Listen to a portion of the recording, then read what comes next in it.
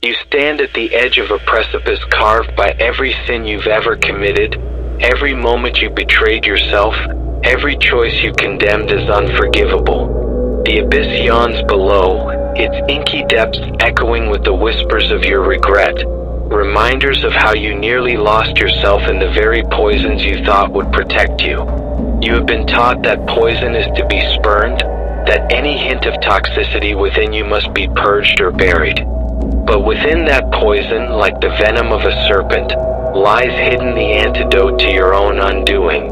Today, you will drink from the poison of your own unmade parts, not to destroy yourself further, but to transmute the venom into the elixir of your own salvation. You begin by closing your eyes and feeling the familiar heat behind your ribs, the slow rolling tension that curls in your gut whenever you glimpse your own reflection. You trace the shape of that tension, a coiled serpent dormant but ever vigilant, ready to lash out at a moment's notice. You lean into its presence, acknowledging the instinctive recoil you have practiced in countless mirrors, feeling your breath constrict in the narrowing of your chest. You whisper into the hush, "Show me your gift." In that whisper, the serpent unlatches its coiled form and reveals the first poisonous drop shining at its fang's tip, the bitter residue of every lie you once needed to tell to feel safe. You open your eyes and take slow, deliberate steps to the place where you kept that lie. The stifling silence in your voice when truth was riskiest, the nameless ache behind your smile when you chose to please rather than speak, the hidden bargain you struck with your own conscience in exchange for someone else's love. You feel the poison's tang on your tongue as you recall every moment you swallowed your own voice. You let that tang swirl across your mind's palate, acknowledging its flavor without flinching. You tell yourself, "I accept this poison as my teacher." You slide your hand into the pocket of your coat and pull out a piece of paper, crumpled, yellowed, curling at the edges. On it, scribbled in a hurried, shaky hand, lies the confession you burned to hide. "I betrayed my own heart to keep another's favor." You let the paper tremble in your fingers, feeling its brittle texture under your touch. You lean forward and press it to your lips as though tasting its poison directly. You feel the sting in your mouth transform into a flicker of insight. Within that betrayal, you once believed you would protect love, but in truth, you protected only your fear. You breathe deeply and let that understanding sink into your bones.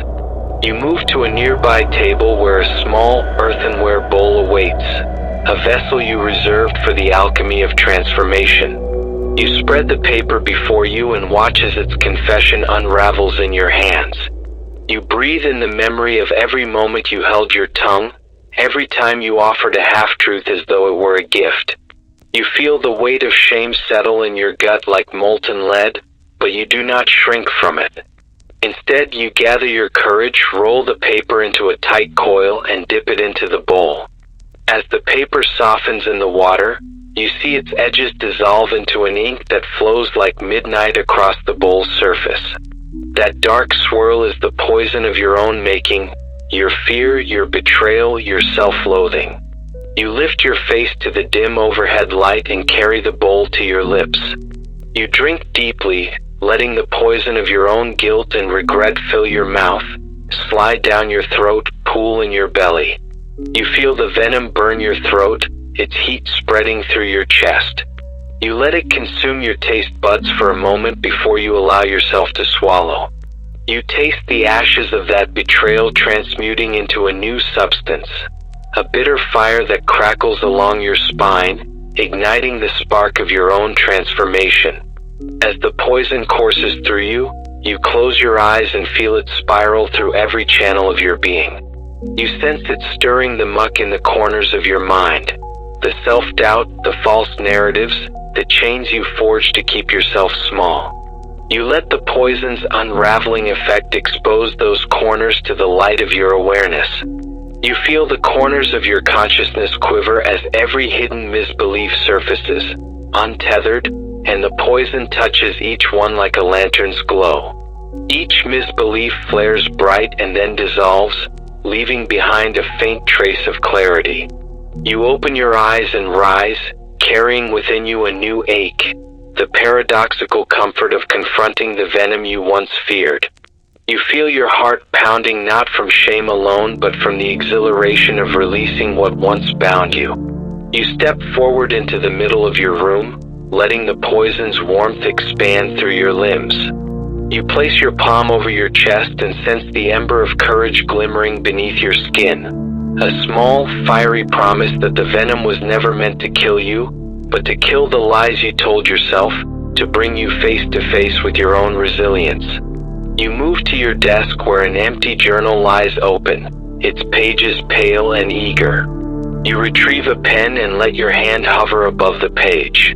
You feel the tremor in your chest echoing in your fingertips. You begin to write, "I drank from the poison so I could find my cure." You let the words flow like liquid gold across the page, each stroke carrying the weight of what you once feared. You write unchecked, without judgment or second guessing. The betrayals you carried, the fears you hid, the regrets you held like talismans. You transcribe the poison in your veins into ink that flows across the paper, fragmenting, clarifying, revealing a map of your wounds that pulses with the promise of healing.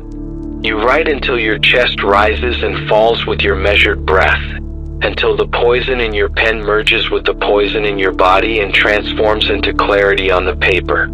You feel your shoulders relax as if burden you carried for a lifetime has finally lifted. You set the pen down and read what you have written. Each line shimmers like a revelation. My poison is fear of rejection. My betrayal is self-betrayal. My cure is radical acceptance.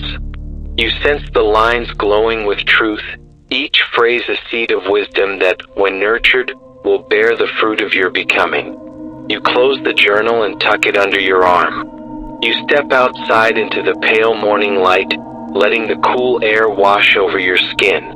You feel the song of birds echoing in the hush of dawn, notes of life that you once could not hear behind the roar of your own poison. You walk to a nearby garden where frost still clings to the petals of last season's flowers, their colors muted by winter's long sleep. You kneel by a wilting rose bush whose brown stems stand stark against the earth. You press your fingertips gently against a single bud that remains closed. You whisper, "I release my poison into the earth and I plant my cure in its place." You gather a handful of soil and sprinkle it over the wilted rose. You feel its cold embrace as though the earth itself accepts your offering, burying the poison deep within its dark core, whispering a promise of new life.